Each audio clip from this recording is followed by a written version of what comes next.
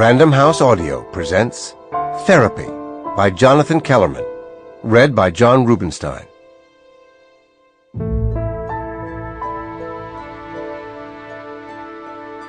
Chapter 1. A few years ago, a psychopath burned down my house.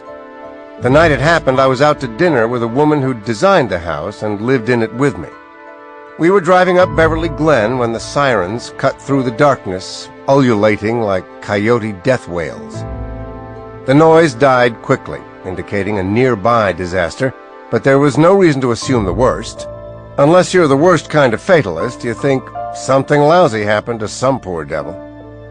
That night, I learned different. Since then, the klaxon of an ambulance or a fire truck in my neighborhood sets off something inside me. A crimp of shoulder, a catch of breath, and a rhythmic flutter of the plum-colored thing in my chest. Pavlov was right. I'm trained as a clinical psychologist, could do something about it, but have chosen not to. Sometimes anxiety makes me feel alive. When the sirens shrieked, Milo and I were having dinner at an Italian place at the top of the Glen. It was 10:30 on a cool June night. The restaurant closes at 11, but we were the last patrons, and the waiter was looking tired. The woman I was now seeing was teaching a night course in abnormal psychology at the U, and Milo's partner, Rick Silverman, was busy at the Cedars-Sinai ER trying to salvage the 5 most seriously injured victims of a 10-car pileup on the Santa Monica freeway. Milo had just closed the file on a robbery turned to multiple homicide at a liquor store on Pico Boulevard.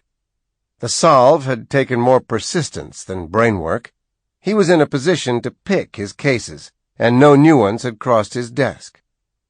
I'd finally finished testifying at the seemingly endless child custody hearings waged by a famous director and his famous actress wife. I'd begun the consult with some optimism. The director had once been an actor, and both he and his ex knew how to perform. Now, 3 years later, 2 kids who'd started out in pretty good shape were basket cases, living in France. Milo and I chewed our way through focaccia and baby artichoke salad, orecchiati stuffed with spinach, veal pounded to paper. Neither of us felt like talking. A bottle of decent white wine smoothed the silence. Both of us were strangely content. Life wasn't fair, but we'd done our jobs well. When sirens came, I kept my eyes on my plate. Milo stopped eating. The napkin he'd tucked in his shirt collar was spotted with spinach and olive oil. "Don't worry," he said. "Not a fire." "Who's worrying?"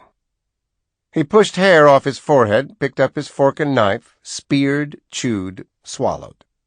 I said, "How can you tell?" "That is not a big red? Trust me, Alex. It's a black and white. I know the frequency." A second cruiser wailed by. Then a third. He pulled his tiny blue cell phone out of his pocket and punched a button. A preset number rang. I raised my eyebrows. "Just curious," he said. His connection went through, and he told the phone, "This is Lieutenant Sturgis. What call just went out in the vicinity of Upper Beverly Glen?" "Yeah, near Mulholland." He waited. Green eyes dimmed to near brown in the miserly light of the restaurant. Under the spotted napkin was a baby blue polo shirt that really didn't work well with his pallid complexion. His acne pits were flagrant, his jowls gravid as freshly filled wineskins. Long white sideburns frizzed his big face, a pair of skunkish stripes that seemed to sprout artificially from his black hair. He's a gay policeman, and my best friend. "That's so," he said. "Any detective assigned yet?" "Okay, listen, I happen to be right near there. Can make it over in make that 15, make it 20 minutes. Yeah, sure." He snapped the little phone shut. "Double homicide. 2 bodies in a car. Being this close, I figured I should have a look. The crime scene's still being secured, and the techs haven't gotten there, so we can still have dessert.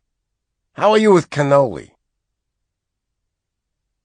We split the check, and he offered to drive me home, but neither of us took that seriously. "In that case," he said, "we'll take the Seville." I drove quickly. The crime scene was on the west side of the intersection between the Glen and Mulholland, up a skinny, decomposed granite road marked private that climbed through sycamore-crowned hillside. A police cruiser was stationed at the mouth of the road.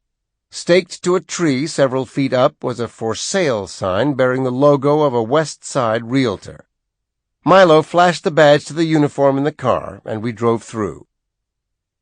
At the top of the road was a house behind high, night-blackened hedges. 2 more black and whites kept us 10 yards back.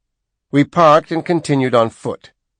The sky was purplish, the air still bitter with the smolder of 2 early summer brush fires, one up near Camarillo, the other past Tujunga. Both had just been vanquished. One had been set by a fireman. Behind the hedges was stout wooden fencing. Double gates had been left open. The bodies slumped in a red Mustang convertible parked on a semicircular flagstone driveway. The house behind the drive was a vacant mansion, a big neo-Spanish thing that was probably cheerful peach in the daylight. At this hour it was putty gray. The driveway bordered a half-acre of front yard, shaded by more sycamores, giant ones. The house looked newish and was ruined by too many weird-shaped windows, but someone had been smart enough to spare the trees. The top was down on the little red car. I stood back and watched as Milo approached, careful to stay behind the tape. He did nothing but stare. Moments later, a pair of crime scene techs walked onto the property, lugging cases on a dolly. They talked to him briefly, then slipped under the tape. He walked back to the Seville. Looks like gunshot wounds to both heads. A guy and a girl, young. He's in the driver's seat, she's next to him. His fly's open, and his shirt's half unbuttoned. Her shirt's clean off, tossed in the back seat along with a bra. Under the skirt, she wore black leggings. They're rolled down to her ankles, and her legs are spread. Lover's Lane thing? I said. Empty house, he said. Good neighborhood. Probably a nice view from the backyard. Sees the night and all that? Sure.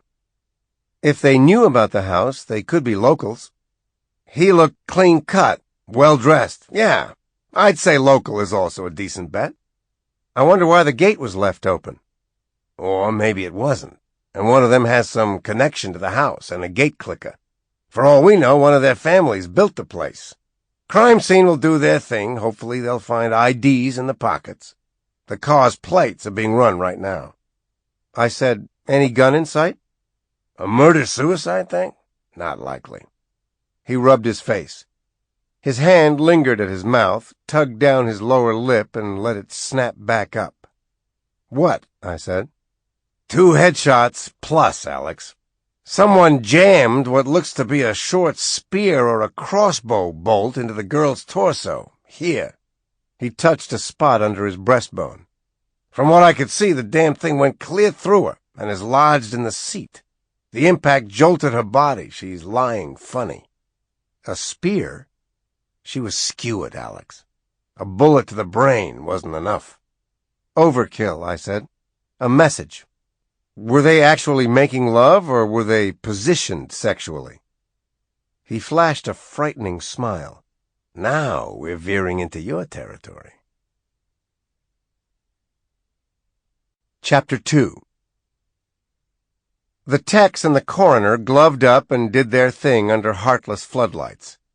Milo talked to the uniforms who'd arrived first on the scene, and I stood around. He loped over to one of the big sycamores, said something to no apparent listener, and a nervous-looking Hispanic man in baggy clothes stepped from behind the trunk.